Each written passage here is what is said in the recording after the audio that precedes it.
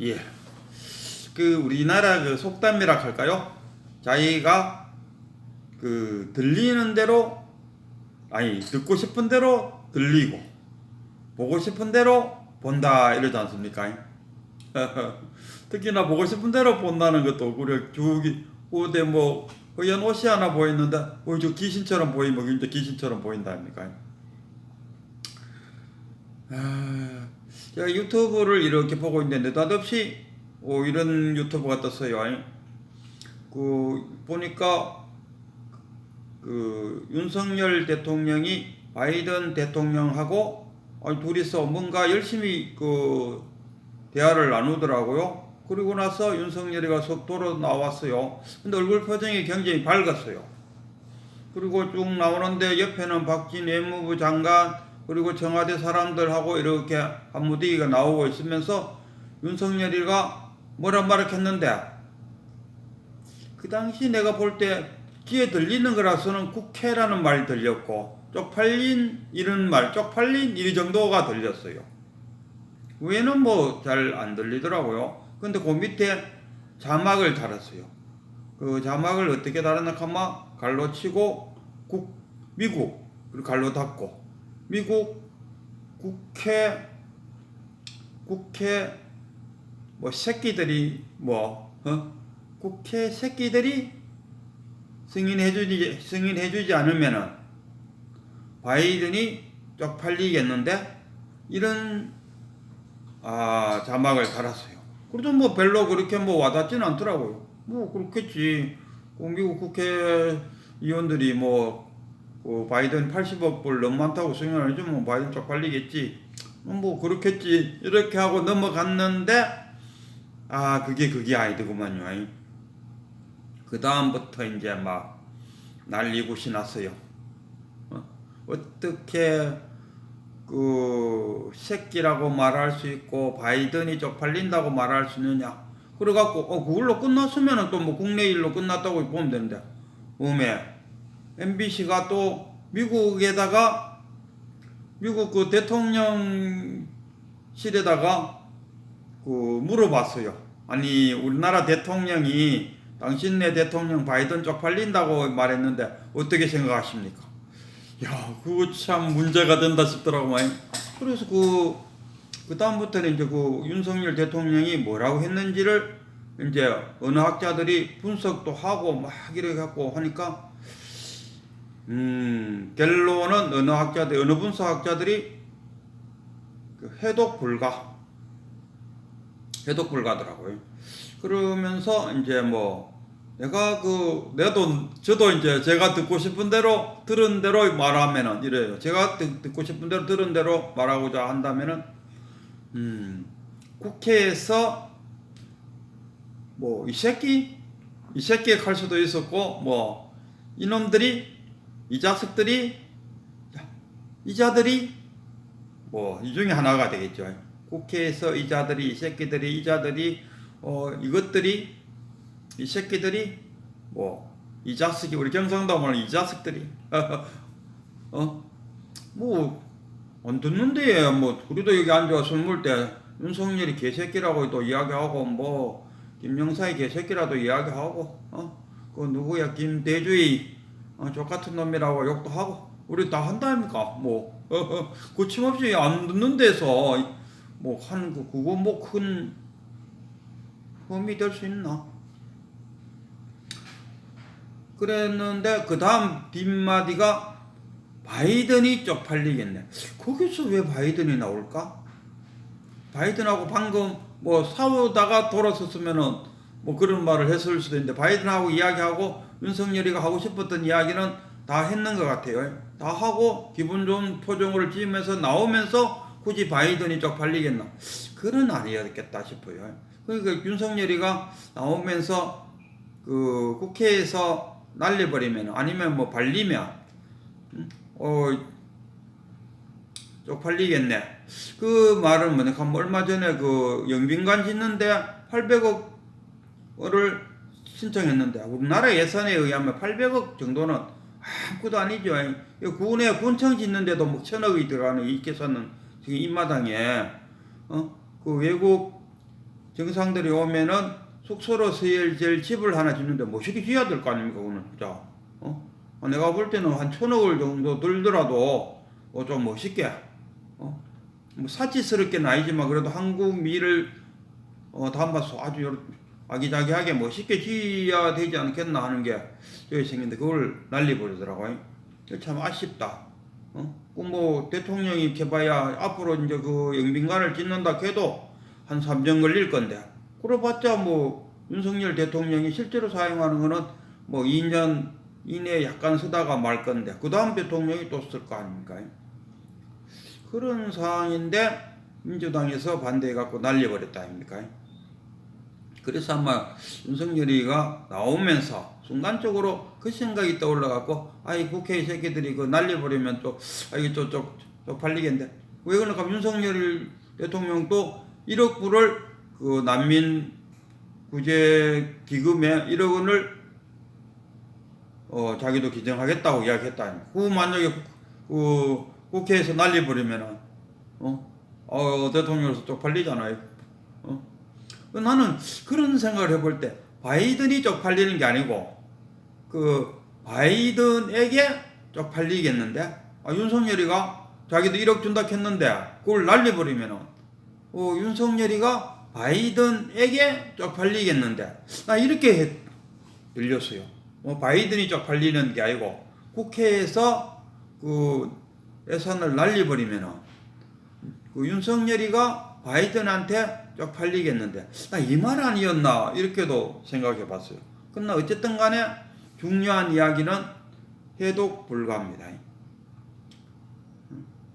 그 윤석열이도 그 참모들이 물어봤어요. 그 윤석열 대통령께서는 그때 뭐라고 이야기했어요? 하니까 윤석열 대통령도 그냥 별 생각 없이 한 이야기라서 기억에도 안 남아. 우리가 그렇다니까 그 무위법과 유위법 참나에서 한 행위는 기억이 안 남습니다. 그러니까 그 의도적인 어떤 아상으로서 한 이야기는 기억이 남아요. 우리가 여행을 갔다 와서 기억 속에 남는 거는 몇 가지 안 돼요. 그러나 우리가 눈으로 본 것은 다 찍혀서 머릿속에 다 저장되어 있다 아닙니까? 그러나 누워서 여행 가서 즐거웠던 것 어떤 장면이었던가 하고 떠올려 보면은 자기가 거기에 의미를 부여했던 그러니까 자아가 작동했던 그런 것들만 기억 속에 남는다 아닙니까? 그러니까 그 윤석열이가 나오면서 그냥 별 의미를 갖지 않고 그냥 순간적으로 떠오르는 그 생각을 그냥 해버렸어요. 그 무위법으로 이야기를 했다 이런 이야기다. 아주 어떤 고도의 의도를 갖고 한 이야기가 아니고 무의적으로 한 이야기이기 때문에 그건 기억이 안 남는다 아닙니까? 예를 들어 갖고 당신은 이틀 전에 물을 몇 번 마셨습니까? 기억할 수 있겠습니까? 물 마시기는 마셨어요. 몇 개 떠올라요. 몇 개 떠오르지만 그게 전부는 아니다 아닙니까? 어제 당신은 화장실에 그 소변을 몇 번 보셨습니까? 몇 번 본지 기억이 안 나요. 그러면은 오늘 아침에 당신이 밥을 먹었는데 숟가락질을 몇 번 했습니까? 하긴 했어요, 숟가락질을. 근데 그 숟가락질을 몇 번 하고 밥을 한 그릇 다 먹고 숟가락을 놨습니까? 할 때 내가 숟가락질을 몇 번 했는지 내가 하긴 했어요. 근데 그걸 어떻게 기억할 수 있겠습니까? 그게 무의적으로 일어나는 일이기 때문에 의도하지 않는 행위였기 때문에 기억이 날 수가 없어요. 아니 당신이 한 말을 왜 기억 못한다는 말입니까? 그러면 니는 어제 숨을 몇 번 쉬었는데 니 숨 쉬기는 쉬었지? 숨 쉬기는 쉬었는데 니 몇 번 쉬었는지 알 수 있나? 모르죠. 모릅니다 그는. 지금 와서 윤석열이에게 그때 네가 나오면서 무슨 이야기를 했느냐고 그대로 한번 이야기해보라 하면 윤석열이 이야기 못합니다. 윤석열만 이야기 못하는 게 아니고 누구라도 이야기를 못하는 거죠. 왜? 의도된 말이 아니었기 때문에. 그렇기나 말기나 윤석열이는 일단은 국내에서는 MBC가 지랄하는 바람에 온통 지금 온 나라가 청력 테스트를 저도 한번 안 들어도 50번 이상은 들어봤어요. 정말 50번 이상은 들어봤어. 그 다른 사람들도 꽤 많이 들어봤을 거 아니겠습니까? 들을 때마다 뭐 대충 국회에서 이 자식들이 승인 안 해주면은 쪽팔리겠는데 이렇게도 들을 수 있고, 국회라 하지만 미국 국회에서 그 의원들이 승인해주지 않으면은 바이든이 쪽팔리겠는데, 또는 이렇게도 되고, 아니면은 우리나라 국회에서 이 안을 1억 분을 승인해주지 않으면은 윤석열 자기 자신이 바이든에게 쪽팔리겠는데 이렇게도 들리고. 내가 볼 때는 바이든한테 쪽팔리겠는데 이 말이 맞지 싶어요. 어쨌든 간에 알 수 없는 이야기입니다. 그러나 우리가 언론의 자유를 이야기할 때 그 자유에는 반드시 따르는 책임이 있다 아닙니까? 동전의 양면입니다. 지금 MBC가 이야기하는 것은 자유만을 이야기하고 자기의 책임은 묻지 않습니다. 책임은 질라 하지 않아요. 그렇다면은 윤석열이가 월요일 아침에 저도 월요일 아침에 이야기하는 거 들었어요. 나도 궁금했어요. 도대체 월요일 아침에 기자들이 분명히 물을 건데 물으면 윤석열은 어떻게 답할 것인가 물었어요. 그랬을 때 제가 바람하고 말했던 답이 안 나왔어요. 저는 윤석열이가 월요일까지 시간이 참 많았습니다. 그러면 참모들하고 어떻게 월요일날 또 뭐라 하나? 뭐 하여튼 영어로 뭐라 하더라면 하여튼 아침에 기자들하고 만나서 이야기할 때 뭐라고 말할 것이라는 것을 회의를 했을 거 아닙니까? 회의 하나 하지 않고 그냥 자기 혼자만의 생각이었을 수도 물론 있겠죠. 어쨌든 간에 저는 이런 생각을 해봤어요. 어쨌든 저로 인해 갖고 대통령 윤석열로 인해 갖고 나라가 온통 벌집 쑤시듯이 쑤셔놓은 것에 대해서 송구스럽게 생각합니다. 국민들을 편안하게 해야 될 대통령의 책무가 좀 부족한 것 같아서 정말 죄송합니다. 아니면 미안합니다. 아니면 사과드립니다. 하고 그런데 지금 MBC는 저희 분명치 않는 말에다가 자막을 달아서 국민들에게 왜곡된 보도를 한 것만은 틀림없습니다. 이 왜곡된 보도에 대해서는 특히나 이건 국익을 해친 행위였습니다. 왜? 바이든 행정부에다가 우리나라 대통령이 누구 나라 대통령 욕하는데 거기에 대해서 어떻게 생각하십니까? 하고 질문서를 보냈다닙니까? 그것도 명쾌한 사실도 아닌 명쾌한 사실이 아니지 않습니까? 바이든이 쪽팔린다. 내가 들어보기에는 바이든에게 쪽팔리지 않겠는가? 이거 국회에서 승인하지 않으면 바이든에게 쪽팔리겠는데? 뭐 이런 멘트도 될 수 있고. 그랬을 때 국회 새끼들이 했을 때는 미국 국회 새끼들 아니고 우리나라 국회 새끼가 되는 거예요. 국회 이 자식들이 승인해주지 않으면은 바이든에게 쪽팔리겠는데 저는 이렇게 들었어요. 물론 뭐 듣고 싶은 대로 들었어요. 저도 제 듣고 싶은 대로 들었어요. 이게 사실하고는 아무 관계 없죠. 국회에서 승인해주지 않으면은 국회에서 이 새끼들이 우리 같으면 국회에서 이 자식들이 승인해주지 않으면은 바이든에게 쪽팔리겠는데 저는 이렇게 봐요. 어쨌든 간에 분명하지 않는 이야기를 미국 대통령실에 누구 대통령을 욕했는데 대해서 어떻게 생각하십니까? 이게 말이 됩니까 이게? MBC가 저질러 놓은 짓거리가 이겁니다. 여기에 대해서 윤석열이는 요거는 내가 법적으로 책임을 물리려고 합니다. 이렇게 했으면은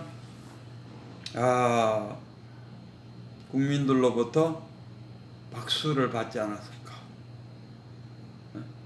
일단 먼저 자기가 한 말에 대해서 어쨌든 간에 자기는 별 의도는 없었지만은 자기가 풀쩍 앉음으로써 약간의 그 옆에 먼지가 일어남으로써 옆 사람이 약간 불쾌함을 줬을 수도 있다는 거예요. 자기는 전혀 의도하지 않았지만은.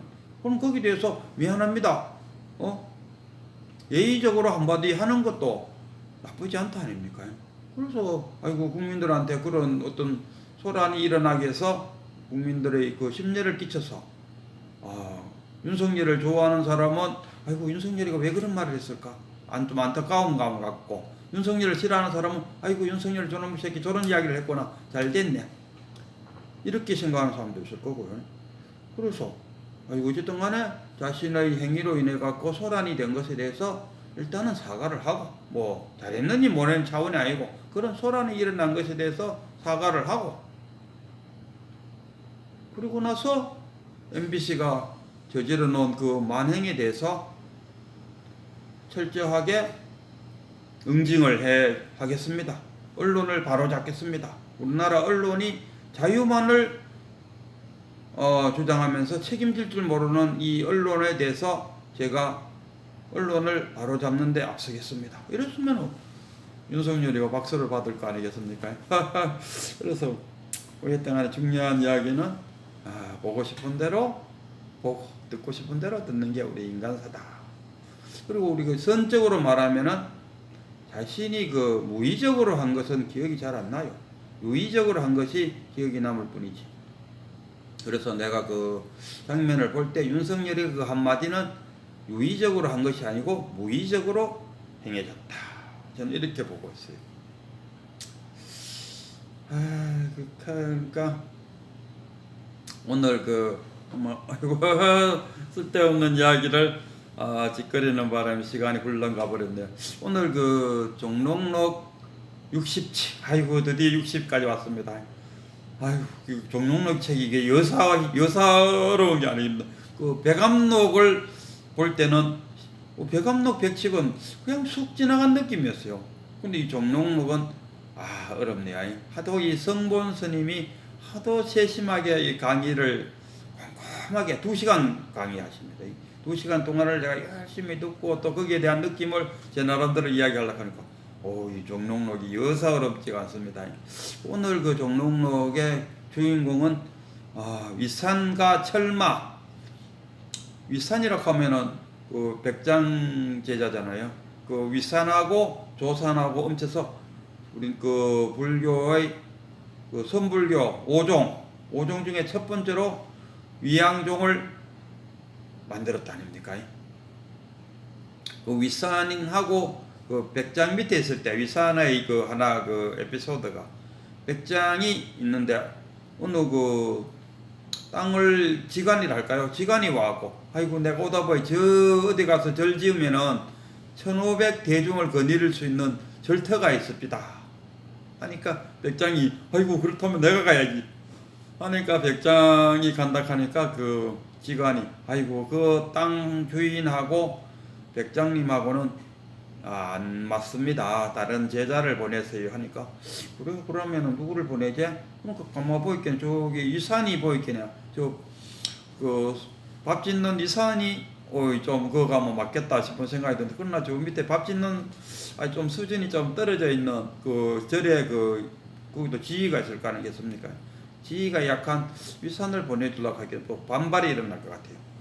그렇다고 수자를 보내려고 하니 수자는 이건 아예 깨치지도 못했고 조금 걱정을 하고 있는 나무 중에 아이고 시험을 쳐야겠다, 요새 이준석이가 뭐 국회의원 되려면 시험 쳐야 된다든지 시험을 쳐야겠다 하고 이제 물병을 이제 떡 갖다 놓고요. 자, 이 물병이 있는데 이름이 물병인데 물병이라고 이름 부르지 말고 그러면 뭐라고 부르겠느냐, 자 한번 이야기해 보시오 하니까, 그러니까 이제 그 수자하고 이선희가 이제 둘이가 나섰어요. 그래갖고 먼저 수자가 나와서 이것을 물병이라고 부르면 안 된다 하니까 나무 막닥이라고도 할 수 없습니다 이렇게 하고 지나갔어요. 그 다음에 이제 위산이 탁 와서는 그 물병을 발라 그냥 푹 차버렸어요.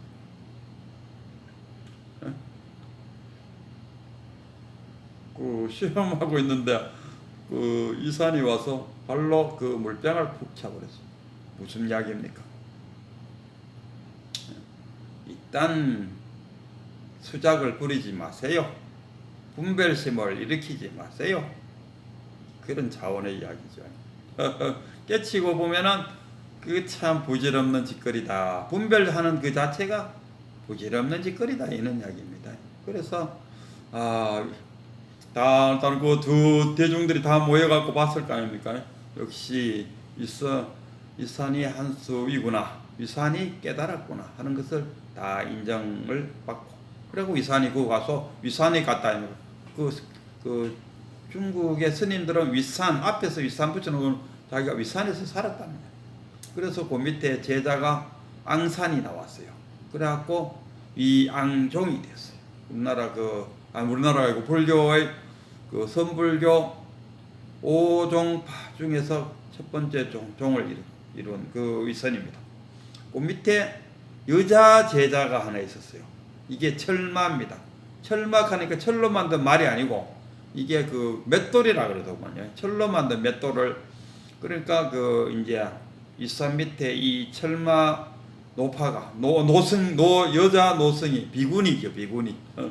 철마 비구니 여자 이제 스님 제자가 하나 있습니다. 그리고 뭐 좀 가까이 살았는 것 같아요. 뭐 심리 안에 있었는 것 같아요. 그리고 자주 이렇게 들락날락 하면서 이제 자기 스승님 찾아뵙고 인사도 하고 또 이런 사이 같아요. 그리 뭐 그 좀 이렇게 막연하게 지내는 그런 사이 같았어요. 그리고 이 철마라는 게 몇 돌이니까 그때 세운가 어느 큰 스님이 그 철마를 만나갖고 이야기했어요. 그러면 몇 돌을 돌릴 때 오른쪽으로 돌리나 왼쪽으로 돌리나 하니까 철마가 하는 말이 전도하지 마세요. 뒤바꾸지 마세요. 하니까 이 세호 스님이 지팡이로 그 주정자로 한 방 툭 때렸다. 뭐 그래서 거기서 깨달음이 일어났다. 내가 볼 때는 아마 그 세호 스님이 세훈가 하여튼 그 스님이 아마 철마 스님을 인가해주지 않았나 이런 생각을 들어요. 그래서 어쨌든 간에 이제 오늘의 그 철마와 이산 정말 고수 대 고수가 만났어요. 고수 대 고수가 만나갖고는 그 선문답을 어떻게 하는가를 보여주는 공안입니다. 그래서 이제 그 이산이 방에 있는데 철마가 석 들어왔어요. 석 들어오니까 윗산이 늙은 암소가 왔네 이렇게 해서 늙은 암소가 왔구나. 그러니까 이 철마가 이제 아마 나이가 좀 들었는 모양이죠. 그러니까 늙은 암소가 왔다 하니까 철마도 이제 거기에 대해서 또 선문답을 했지요. 그냥 보통 대화가 아닙니다. 선문답입니다. 그래서 그 철마가 한 말이